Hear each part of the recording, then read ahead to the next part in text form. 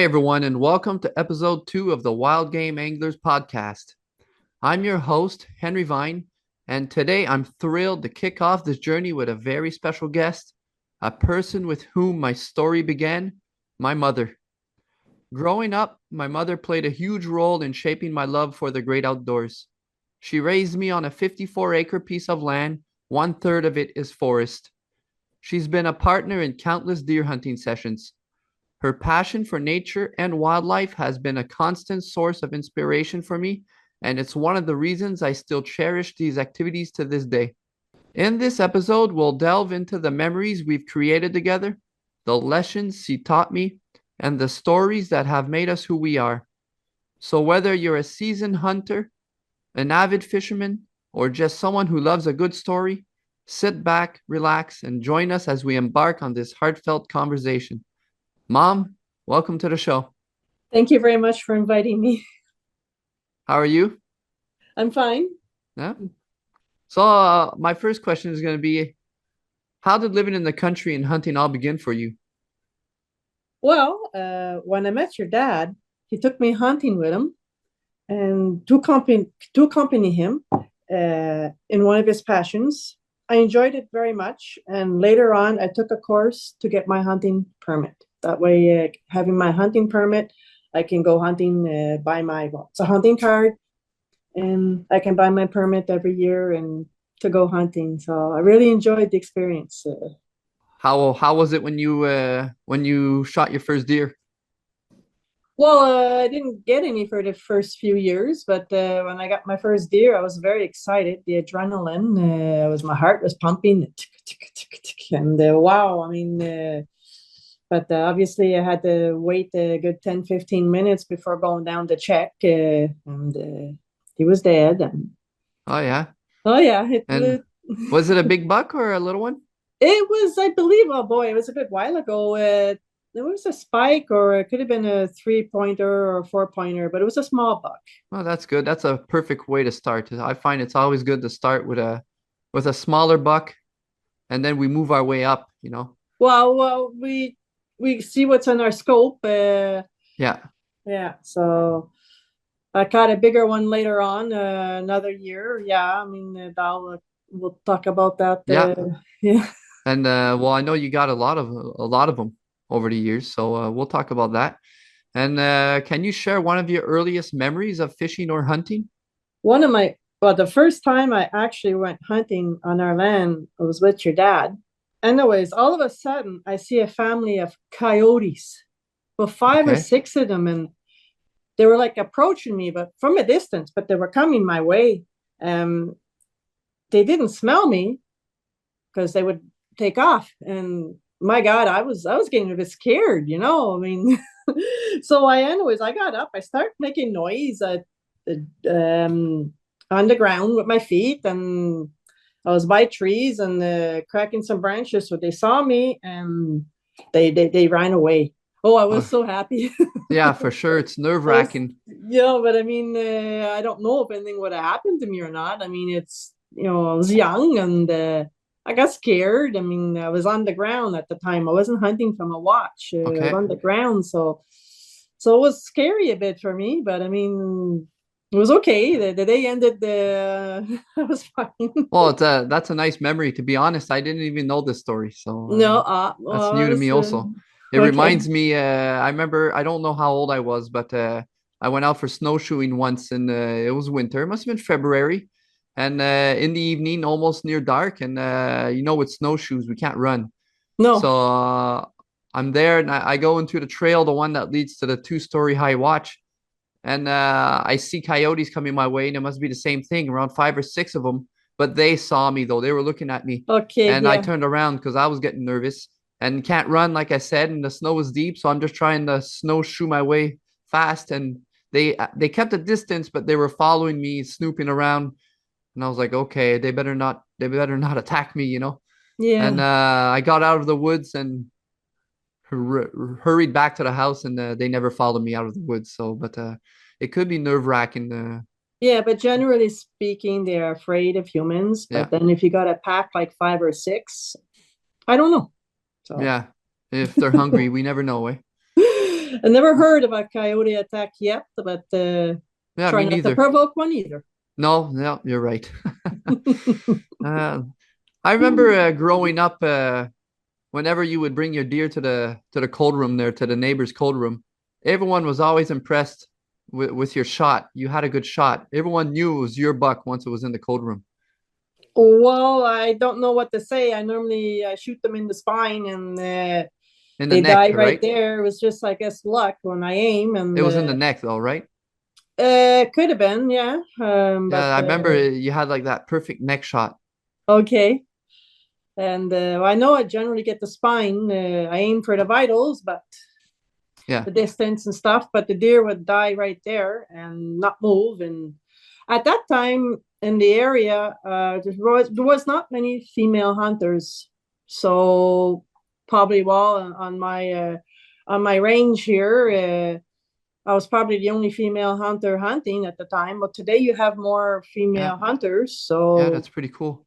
yeah, so Yeah, that's why I want to bring Alyssa with me, my daughter, fishing and maybe in the future hunting because for my passion to continue into her and even in my son later on. it, Yeah. it's a good passion. Yeah. Do you have a favorite memory of from our fishing or hunting trips together? Well, one of my memory together is you were with me. I saw a small buck in my apples, and I was ready to shoot. But you saw another one approaching, and you asked me to wait and see if it comes out. The larger buck came out, and the little one ran off. He just got scared. He ran off. So, oops. But I got my aim very quickly. He was at a nice position. I shot him and dead right there on the spot. Yeah, a nice big 8 point. I still Mm-hmm. got his rack up in my cabano to Ah, this well, day. that's nice. Yeah, I still got it, and I remember that story. I have to say it's one of my favorite ones too. And for those of you listening, at the time, especially with my father, we grew up in a time where money was more difficult. So when we went hunting, we weren't supposed to pass on any buck. So a spike, any buck, the first one that would come out, it would be first shot, you know. And this time, sitting with my mom, the spike came out, and my eyes must have been wandering, and I saw in the bush further out the 8 point buck, and I couldn't believe it because at the time that was the biggest deer I ever saw in my life. And I remember telling you not to shoot, and you wanted to shoot it, and I convinced you not to. Yeah, And then he took off, like you said, he took off running, and then I couldn't see the 8 point buck anymore. And I was like, oh no, what decision did I just do, you know? yeah. Well, I remember one time there was a buck that was walking just at his back towards me, walking in front towards the apples. Oh Okay. boy, I couldn't get a position. I couldn't shoot, and he didn't stay in the apples. He just walked past and kept going. So I was like, my hunting is different, you know. I mean, Yeah. you got to see them, you got to get them in your scope, and then you got to shoot. Yeah.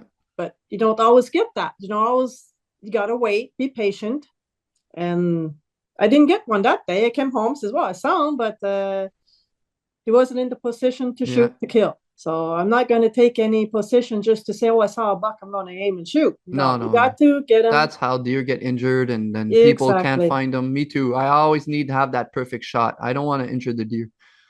No, Yeah. It reminds me, well, now you see, ever since I tried recording my hunts for YouTube, I haven't had success. I don't know what happened there because the year before, that's when I got my big 8 point buck. yes. And ever since now, I've been trying to film. I haven't been getting them. Well, you But I've got been seeing them. I've been seeing some, as the sun's been setting after dark, not yeah, shootable hours, but but you got a lot of pressure here, a yeah, lot a of lot of hunting pressure. It pressure. wasn't as bad. I find there was a certain time. I know it was bad when I was younger, but then there was maybe a good 5, 6 years where hunting pressure went down, and then it was like we had more bucks. But Yeah, well, with the new law that's come out yeah, to save the young bucks, to have them grow. yeah, you're absolutely right. Here in Quebec, we have a strict regulation of not shooting bucks that are under 5 points in certain zones, including the one we hunt. How do you feel about the importance of protecting the smaller bucks? It's very important to protect the smaller bucks because they're all getting killed. And then you have the older bucks that will eventually get killed too. And there'll be no bucks around. They got to Yeah, grow and produce their genes also. And yeah. here they're all getting shot down. At Yeah. least with this law that is out, we get to see the younger ones grow. And I find that important. Oh yeah, and even with your spy point camera, now we noticed before the hunt we got a lot more 8 point bucks, nice Yes. 6 point bucks, and even the big buck that I got in 2021, I believe it was. We would never see bucks with antlers that big. No. This is all new for us because back in the day, people were shooting spikes, 3 points, Yes. and there's not enough. Well, maybe not. I'm not sure anymore, but there's not as many does as before, but I remember there was a time where we would have like 12, 14 does in the apples and we wouldn't even see a buck. So, but now last year, my activity was really quiet, but I don't know. Yes.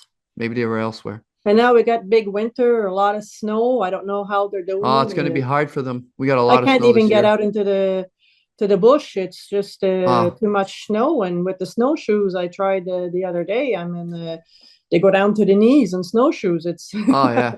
Well, I that's can't get it. The down there. snow isn't thick. It's like a fluffy snow, so we sink even with snowshoes. Yes, so they're I left my probably in the area where the spruce trees are, not moving too much. I left my spy point camera out, and it's the first time ever it's under the snow now. So it's not going to be taking much pictures. Yeah. What are some of the most valuable lessons you've learned from living in the country? Well, I love nature. I love the wildlife and see how they live. Since I got my spy point camera, I really get to see what they do.